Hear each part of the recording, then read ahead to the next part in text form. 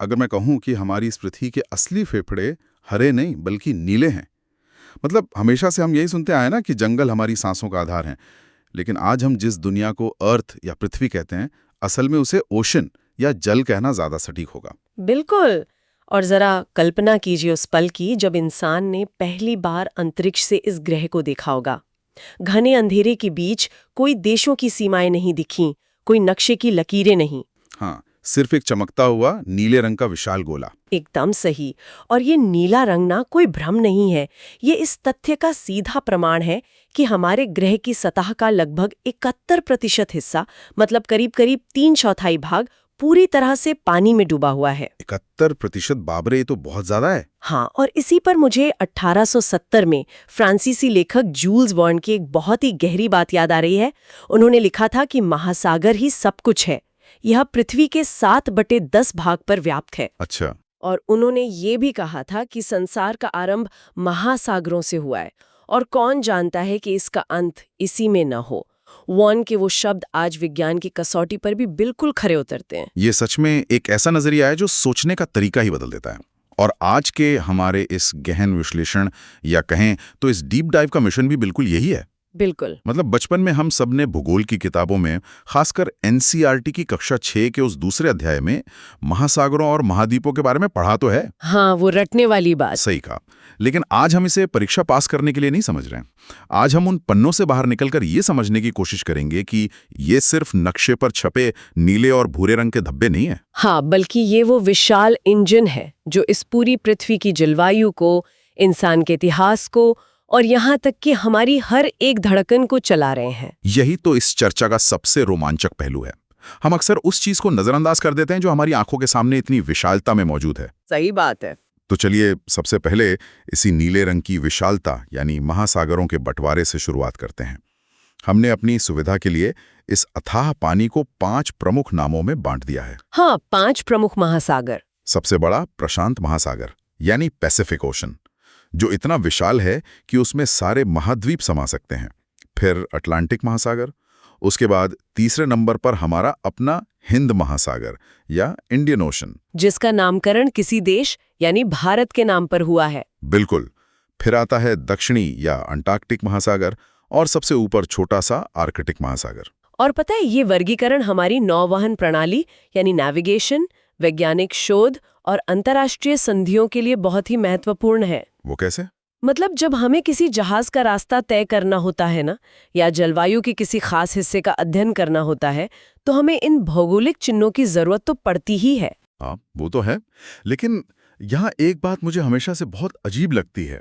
मतलब हमने तो अपनी समझ के लिए नक्शे पर पेंसिल से लकीरें खींच दी। हाँ। लेकिन प्रकृति इन लकीरों को कहाँ मानती है? अगर मैं किसी स्विमिंग पूल में एक लाल धागा बांध दूं और कहूं कि इसके इधर का पानी मेरा और उधर का पानी किसी और का, तो क्या पानी उस धागे को मानेगा? बिल्कुल नहीं मानेगा।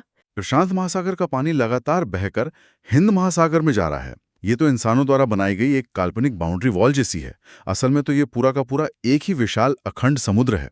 ये आपने बहुत ही सटीक उपमा दी है, स्विमिंग पूल वाली।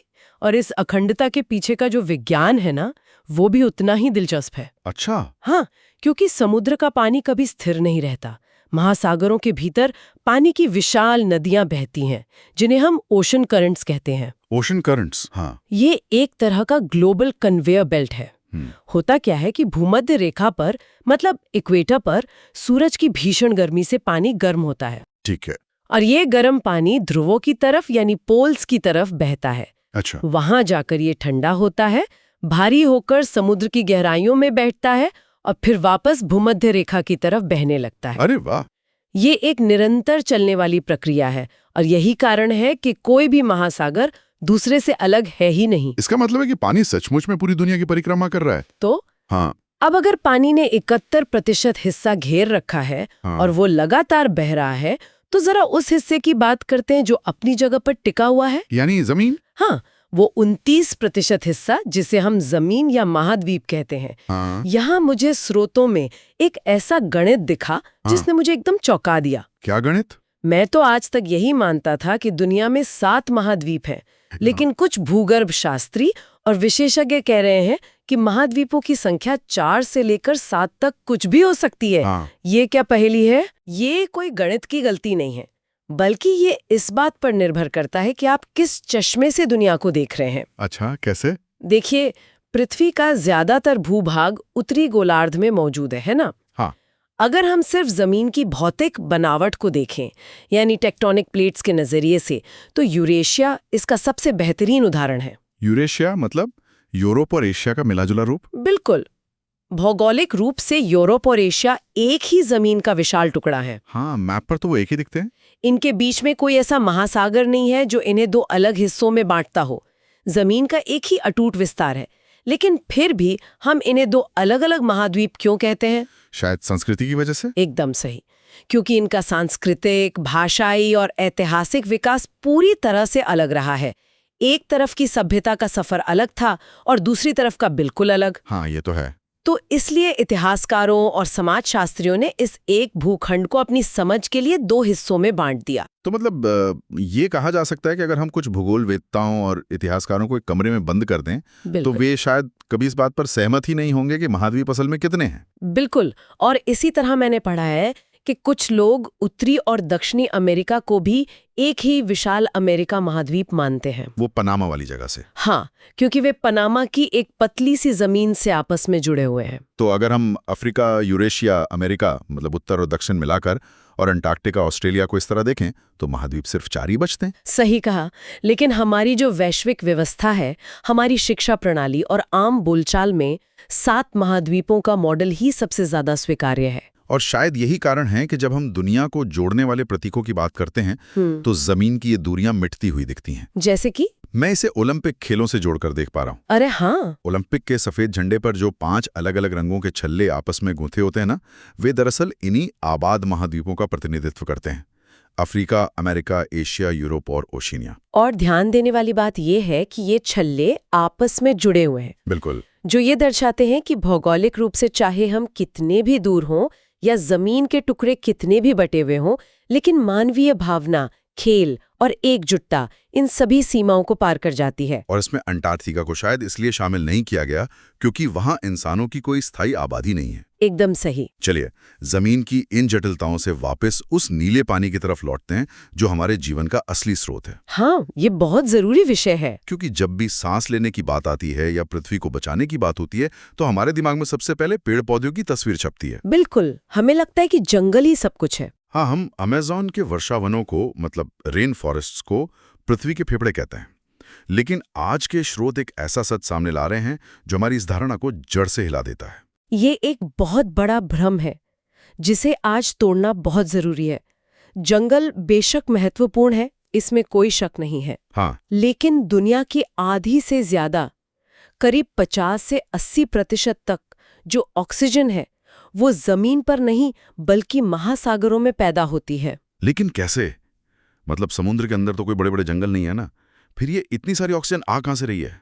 इसके पीछे जो मुख्य नायक है ना, वो आकार में इतने छोटे हैं कि हम उन्हें बिना माइक्रोस्कोप के देख भी नहीं सकते। अच्छा। इन्हें फाइटोप्लैंक्टन कहा जाता है। ये समुद्री वनस्पति जगत का हिस्सा है जो एक प्रकार के सूक्ष्म शैवाल या एल्गी होते हैं। एल्गी, हाँ। ये महासागर की ऊपरी सतह पर तैरते रहते हैं जहां सूरज की रोशनी आसानी से पहुंचती है, और जमीन पर मौजूद पेड़ों की तरह ही ये भी प्रकाश संश्लेषण यानी फोटोसिंथेसिस की प्रक्रिया करते हैं। तो ये कार्बन डाइऑक्साइड लेते हैं? बिल्कुल। ये वातावरण से कार्बन डाइऑक्साइड सोखते हैं, सूरज की रोशनी का उपयोग करते हैं और बदले में जीवनदायिनी ऑक्सीजन छोड़ते हैं। ये बात तो सच में दिमाग को सुन कर देने वाली है।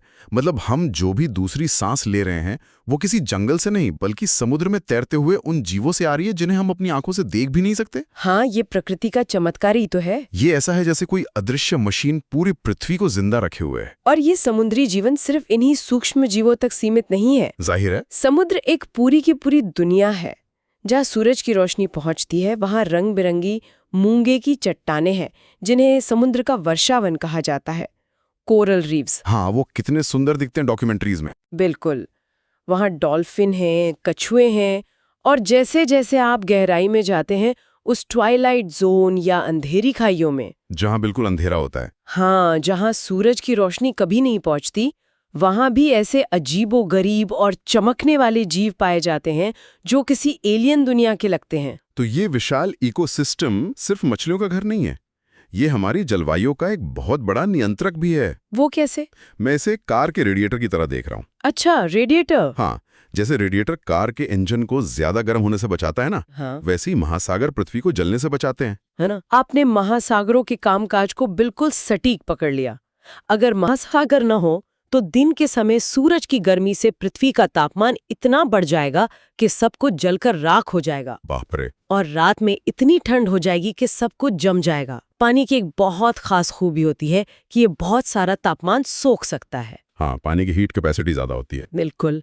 तो महासागर इफी गर्मी को सोखते हैं और उन समुद्री धाराओं के जरिए, जिनके बारे में हमने अभी बात की थी, पूरी पृथ्वी पर उस तापमान को बांट देते हैं। और भारत के संदर्भ में तो इसका असर सीधा हमारी थाली तक पहुंचता है। वो मॉनसून की वजह से ना? हाँ, हमारे यहाँ का मॉनसून जिस पर हमारी पूरी कृषि व्यवस्था टिकी है, वो कोई जादू तो है नहीं, वो इसी समुद्र का ही तो वरदान है। एकदम सही।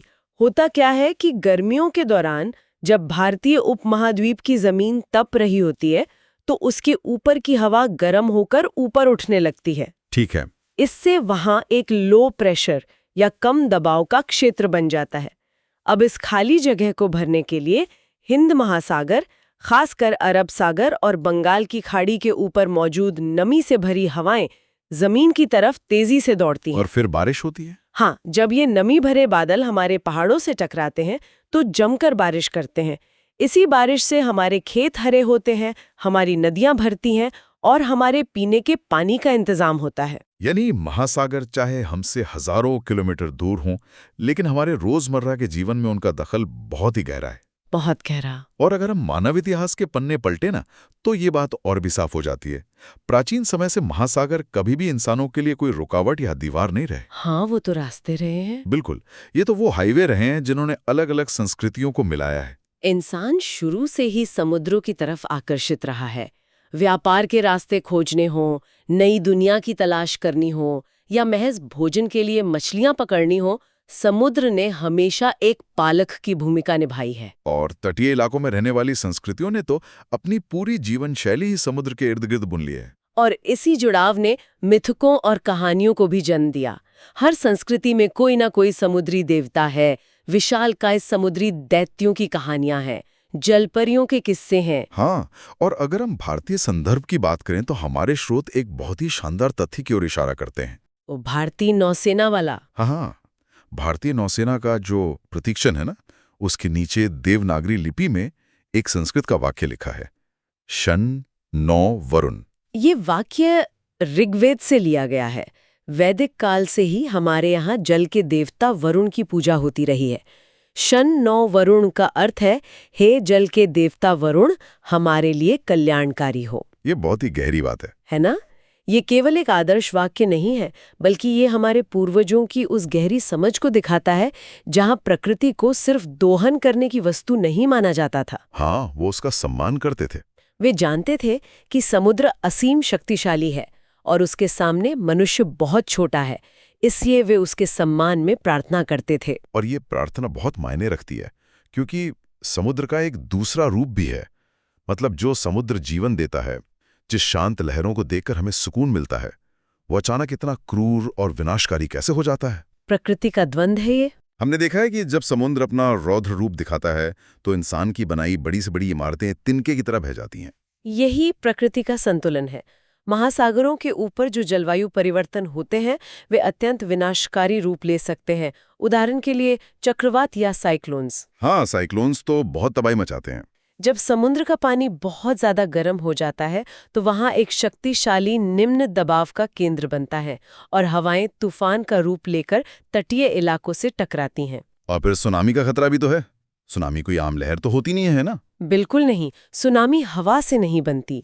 सुनामी तब आती है जब समुद्र की गहराई में जमीन के नीचे कोई भारी भूकंप आता है या कोई ज्वालामुखी फटता है। अच्छा, तो नीचे से झटका लगता है? हाँ, इससे समुद्र के तल से लेकर ऊपर की सतह तक का पूरा पानी झटके से विस्थापित हो जाता है। ये ऐसा है जैसे किसी भारी बाल्टी को नीचे से जोरदार धक्का मार दिया जाए। बाप रे। ये लहर जब गहरे समुद्र में होती है तो शायद महसूस भी न हो, लेकिन जैसे ही ये तट की उथली जमीन की तरफ बढ़ती है, ये पानी की एक विशाल अभेद्य दीवार बन जाती है जो अपने रास्ते में आने वाली हर चीज को तबाह कर देती है। ये सब सुनकर तो यही एहसास होता है कि हमें उस प्रार्थना शन्नो वरुणा को और गंभीरता से लेना चाहिए। बिल्कुल लेना चाहिए। लेकिन क्या आज का इंसान ऐसा कर रहा है? जब हम आधुनिक युग के संकटों पर नजर डालते हैं ना, तो तस्वीर बहुत ही खौफनाक दिखती है। बहुत ज्यादा। जो महासागर हमें सांस दे रहा है, जो बारिश दे रहा है, उसके साथ हमारा व्यवहार ऐसा है जैसे वो कोई कूड़ेदान हो। आपने बिल्कुल सही शब्द का इस्तेमाल किया, कूड़ेदान। आज के समय में प्लास्टिक प्रदूषण समुद्र के लिए सबसे बड़ा कैंसर बन चुका है। स्रोत के आंकड़े बताते हैं कि हर दिन लाखों टन प्लास्टिक कचरा नदियों के जरिए समुद्रों में उड़ेला जा रहा है। और ये प्लास्टिक कभी गायब नहीं होता। हाँ, ये एक ऐसा बुमरैंग है जो हमने प्रकृति की तरफ फेंका है और अब वो पलटकर सीधे हमें ही मार रहा है। वो कैसे? जरा इस प्रक्रिया को समझते हैं। समुद्र में जो प्लास्टिक की बोतलें या थैलियां जाती हैं, वे सूरज की रोशनी और खारे पानी की वजह से धीरे धीरे टूटकर छोटे छोटे कणों में बदल जाती हैं, जिन्हें माइक्रोप्लास्टिक्स कहते हैं। बिल्कुल। ये कण इतने छोटे होते हैं कि वे फाइटोप्लैंक्टन के साथ मिल जाते हैं। छोटी मछलियां इन्हें अपना खाना समझकर खा लेती हैं और फिर उन छोटी मछलियों को बड़ी मछलियां खाती हैं। और अंततः वो बड़ी मछलियां इंसानों की प्लेट में पहुंच जाती हैं। एकदम सही। यानी जो कचरा हमने फेंका था वो हमारे ही खून और फेफड़ों में वापस आ रहा है। ये प्रकृति का एक खौफनाक न्याय है। लेकिन क्या सिर्फ कचरा ही मात्र समस्या है? नहीं, एक और बहुत बड़ा संकट है जिसके बारे में उतनी बात नहीं होती। क्या? वो है ओवरफिशिंग, यानी जरूरत से ज्यादा मछलियां पकड़ना। आज के समय में मछुआरे कोई छोटी नावों से नहीं जाते। हाँ, अब तो बड़ी बड़ी शिप्स होती हैं। होते हैं जिनके जाल इतने बड़े होते हैं कि उनमें कई फुटबॉल के मैदान समा जाएं। ये जाल समुद्र की तलहटी तक सब कुछ खुरच लेते हैं। इसका मतलब तो ये हुआ कि वे सिर्फ वो मछली नहीं पकड़ रहे हैं जो उन्हें बाजार में बेचनी है, बल्कि वो उस पूरे इलाके के इकोसिस्टम को ही बर्बाद कर रहे हैं। बिल्कुल। इसे बाईकैच कहा जाता है, जहां अनचाही मछलियां, कछुए और डॉल्फिन भी जालों में फंसकर बेमौत मारे जाते हैं। ये तो बहुत दुखद है। समुद्र की फूड चेन ना एक जेंगा के खेल की तरह है। झिंगा, वो ब्लॉक्स वाला गेम। हाँ, अगर आप बीच में से किसी एक प्रजाति का ब्लॉक निकाल लेते हैं तो पूरी इमारत ढहने लगती है। बड़ी मछलियों के खत्म होने से छोटी मछलियों की तादाद बेकाबू हो जाती है, जो समुद्र की वनस्पति को खा जाती हैं और पूरा संतुलन बिगड़ जाता है। ये सच में एक आपातकाल जैसी स्थिति है। मतलब अगर हमारी सांसों का इंजन खराब हो रहा है तो हमें तुरंत कुछ करना होगा। बिल्कुल करना होगा। कल 8 जून को विश्व महासागर दिवस यानी वर्ल्ड ओशंस डे मनाया जाता है। हाँ, ये दिन हमें रुककर ये सोचने का मौका देता है कि महासागर केवल संसाधनों को लूटने की जगह नहीं है। सही बात है। महासागरों को बचाना किसी एक देश की सरकार या किसी पर्यावरण संस्था का काम नहीं है। ये हम सबकी सामूहिक जिम्मेदारी है। तो आज की इस गहन चर्चा को अगर हम समेटें तो हमने बहुत सी परतों को उधेड़ा है। हमने शुरुआत की थी अंतरिक्ष से दिखने वाले उस खूबसूरत नीले ग्रह से। हाँ। फिर हमने देखा कि कैसे इंसान ने उस पर अपने नक्शे थोपने की कोशिश की, लेकिन प्रकृति ने उन सीमाओं को पूरी तरह नकार दिया। बिल्कुल। हमने उन सूक्ष्म जीवों की बात की जो हमारी हर सांस के पीछे खड़े हैं, और समझा कि कैसे महासागर का पानी कन्वेयर बेल्ट की तरह पूरी दुनिया के मौसम को चलाता है। और हमने वरुण देव की बात भी की। हाँ, वरुण देव की प्राचीन स्तुति से लेकर आज के प्लास्टिक बूमरैंग तक का सफर तय किया। ये तो स्पष्ट है कि मानव जाति का भविष्य, हमारी अर्थव्यवस्था और हमारा वजूद सीधे तौर पर महासागरों के स्वास्थ्य पर निर्भर है। बिल्कुल। और चर्चा के अंत में एक बहुत ही महत्वपूर्ण विचार उभर कर सामने आता है, जिस पर गहराई से सोचने की जरूरत है। वो क्या? आज हमने बार बार इस बात पर जोर दिया कि महासागर असल में एक ही अखंड जलराशि है। प्रशांत महासागर का पानी आर्कटिक में जा रहा है और हिंद महासागर का पानी अटलांटिक में। हाँ, पानी बह रहा है। तो जब समुद्र खुद को अलग अलग देशों में नहीं बांटता, जब प्रदूषण या जलवायु परिवर्तन किसी देश के पासपोर्ट या वीजा का मोहताज नहीं होता, क्योंकि कचरे को थोड़ी पता है कि वो किस देश की सीमा में घुस रहा है। एकदम सही कहा आपने।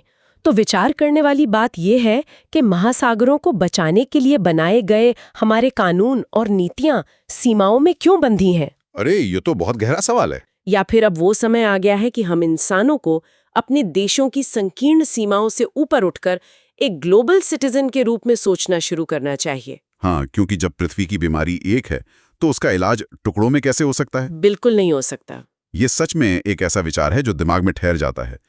हम भले ही अपनी दुनिया को अलग अलग टुकड़ों में बांटकर देखते हों, लेकिन प्रकृति उसे हमेशा एक पूर्ण इकाई के रूप में ही महसूस करती है। बिल्कुल। जैसे शुरुआत में हमने जूल्स वर्न के शब्दों में देखा था, कोई लकीरें नहीं, कोई बंटवारा नहीं, बस एक नीला, विशाल और जीवन से धड़कता हुआ घर। हाँ। तो अगली बार किसी नदी, समुद्र या यहाँ तक कि पानी की एक बूंद को देखने पर ये याद रखना दिलचस्प होगा कि वो उसी विशाल असीम महासागर का हिस्सा है जो हमें हर पल जिंदा रखे हुए है।